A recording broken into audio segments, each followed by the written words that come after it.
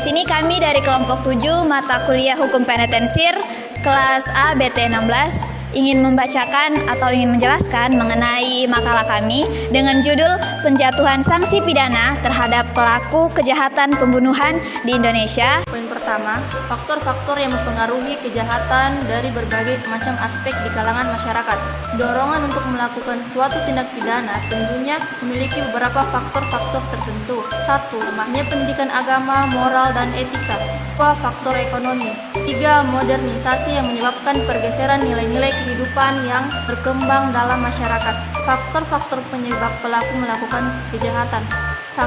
Faktor kejiwaan individu itu sendiri dapat menyebabkan kejahatan seperti daya emosional, rendahnya mental, sakit hati. 2. Faktor sarana dan fasilitas juga berpengaruh pada era globalisasi seperti saat sekarang ini. Faktor lain yang mempengaruhi terjadinya kejahatan. 1. Faktor kurangnya kontrol sosial. Faktor lingkungan adalah tempat utama dalam mendukung terjadinya pola perilaku kejahatan yang dilakukan oleh seseorang. Faktor rendahnya budi pekerti. Faktor ini menyebabkan pelaku kejahatan tidak dapat berpikir dengan menggunakan akal budinya ketika melakukan kejahatan. Rendahnya etika yang dialami oleh pelaku disebabkan karena kurangnya kontrol sosial dalam lingkungan maupun keluarga. Faktor yang terakhir, rendahnya iman. Faktor ini merupakan rendah mendasar menyebabkan terjadinya kejahatan. Keyakinan serta pengetahuan agama yang kurang akan membuat seseorang tidak memiliki iman yang kuat. Pembahasan selanjutnya adalah kriminologi terkait dengan tindak pidana pembunuhan. Pembunuhan secara kriminologi arti perkara membunuh atau perbuatan membunuh. Berdasarkan unsur kesalahan, tindak pidana pembunuhan dapat dibedakan menjadi 1. Pembunuhan biasa. Pada pembunuhan biasa ini, pasal 338 KUHP, dari ketentuan dalam pasal tersebut, maka unsur-unsur dalam pembunuhan biasa adalah sebagai berikut. Unsur subjektif. Perbuatan dengan sengaja. Sengaja artinya bahwa perbuatan itu harus disengaja dan kesengajaan itu harus timbul seketika itu juga. B. Unsur objektif. Unsur ini juga diliputi oleh kesengajaan, artinya pelaku harus menghendaki dengan sengaja dilakukannya tindakan menghilangkan tersebut. 2. Pembunuhan dengan pemberatan. Ini diatur dalam pasal 339 KUHP. 3. Pembunuhan berencana. Tindak pidana diatur dalam pasal 340 KUHP.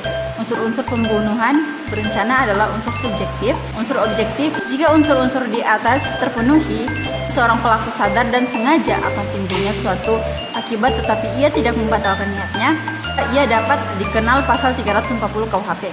Adapun sanksi tindak pidana pembunuhan sesuai dengan KUHP bab 14 buku 2 adalah sebagai berikut.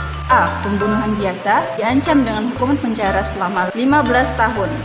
B. Pembunuhan dengan pemberatan diancam dengan hukuman penjara seumur hidup atau penjara sementara selama-lamanya 20 tahun. C. Pembunuhan berencana diancam dengan hukuman mati atau penjara seumur hidup atau penjara sementara selama-lamanya 20 tahun. D. Pembunuhan bayi oleh ibunya secara berencana diancam dengan hukuman penjara selama-lamanya atau 9 tahun. F. Pembunuhan atas permintaan sendiri bagi orang yang membunuh diancam dengan hukuman penjara selama-lamanya atau 12 tahun. Selanjutnya, sanksi terhadap tindak pidana pembunuhan. Pembunuhan sendiri memiliki berbagai jenis seperti pembunuhan biasa, pembunuhan dengan pemberatan, pembunuhan berencana, pembunuhan bayi oleh ibunya, dokter atau bidan atau tukang obat yang membantu menggugurkan kandungan, pelaku pengguguran kandungan dengan izin ibunya, pengguguran kandungan tanpa izin ibunya, menyuruh atau membantu bunuh diri, dan pembunuhan atas permintaan yang bersangkutan. Hukuman untuk pembunuhan bervariasi di berbagai yurisdiksi dan tergantung pada faktor-faktor. Dalam beberapa yurisdiksi, pembunuhan dapat diklasifikasikan menjadi beberapa tingkatan, seperti pembunuhan tingkat pertama, pembunuhan tingkat kedua. Selanjutnya, jenis-jenis sanksi pidana dalam KUHP. Adapun jenis-jenis sanksi pidana menurut ketentuan yang diatur dalam pasal 10 KUHP, yang pertama yaitu pidana mati, kedua pidana penjara, yang ketiga pidana kurungan, yang keempat pidana denda. Yang terakhir tentang penjatuhan sanksi terhadap tindak pidana pembunuhan. Jatuhan sanksi terhadap tindak pidana pembunuhan ditentukan oleh sistem peradilan pidana di suatu negara atau yurisdiksi tertentu. Sanksi itu mencerminkan tingkat kejahatan, niat pelaku, keadaan seputar kejahatan, dan hukum yang berlaku di wilayah tersebut. Nah, di Indonesia sendiri, dalam penjatuhan sanksinya, seorang hakim memiliki pertimbangan-pertimbangan tertentu, yakni pertimbangan hakim secara yuridis dan sosiologis. Pertimbangan secara yuridis yakni pertimbangan hakim didasarkan oleh fakta-fakta yang terungkap dalam persidangan dan undang-undang yang terkait, misalnya seperti dakwaan jaksa penuntut umum, keterangan terdakwa, keterangan saksi, barang bukti, dan pasal-pasal dalam peraturan hukum pidana. Pertimbangan hakim yang secara sosiologis ialah putusan sebuah perkara dan mempertimbangkan layak atau tidaknya seseorang dijatuhi pidana. Seorang hakim menjatuhkan sanksi didasarkan oleh keyakinannya